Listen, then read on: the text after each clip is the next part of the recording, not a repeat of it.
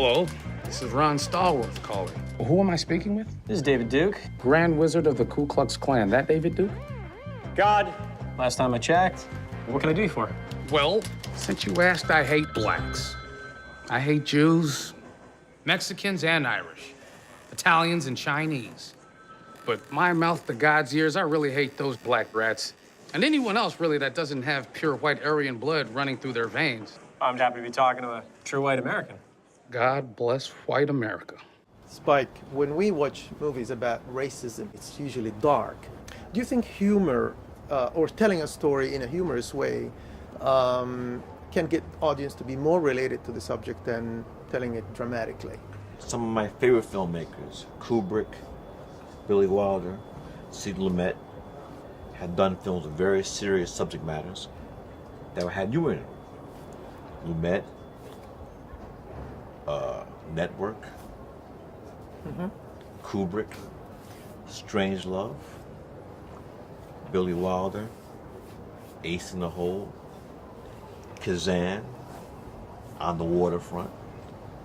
So this is not something that's never been done before.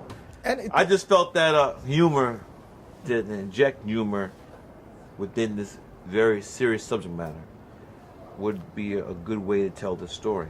with this story, of course, you're making social commentary about our contemporary society. That was an intention.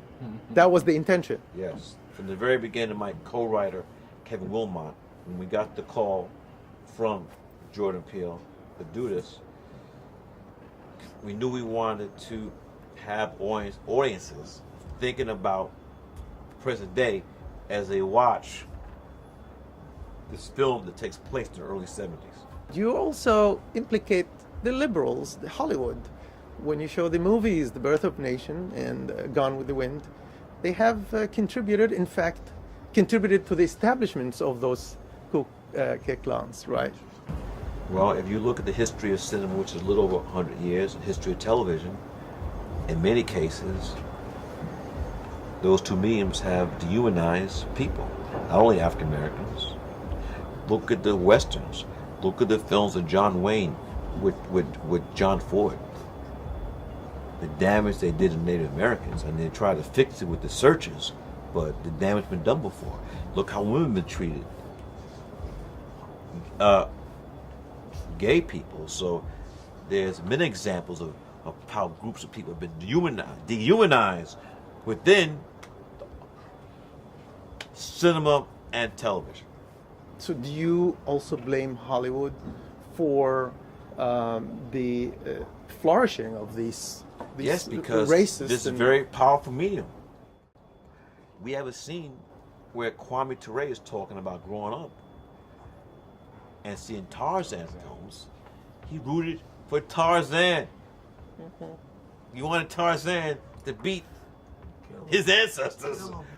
Who this guy came over and he's the king of the jungle? How is that possible? Swinging on trees? How's he? Even the President Wilson, was affected by what Hollywood presented, and now you have this new one. Right, history with lightning. Yes, that means Hollywood impacted even the president. It was shown, that film was screened. D.W. Griffith screened that film for President Woodrow Wilson, in the White House. Consequently, brought about the rebirth of the Klan. They were dormant. D.W. Griffith brought those motherfuckers back.